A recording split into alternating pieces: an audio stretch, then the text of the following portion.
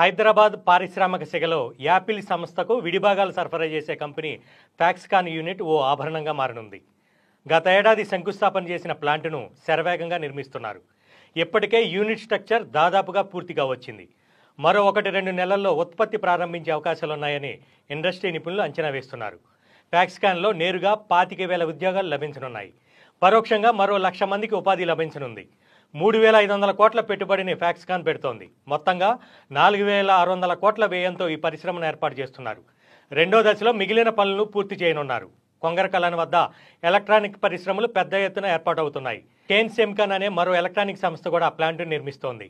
ఫాక్స్కాన్లో cell ఫోన్లు తయారు చేయనుండగా Kane సెమికాన్లో కంప్యూటర్లు, ల్యాప్టాప్లు, సెల్ ఫోన్లతో పాటు మరికొన్ని ఎలక్ట్రానిక్ వస్తువులు ఉపయోగించే అతి ముఖ్యమైన సెమీ కండక్టర్స్ని తయారు చేస్తారు.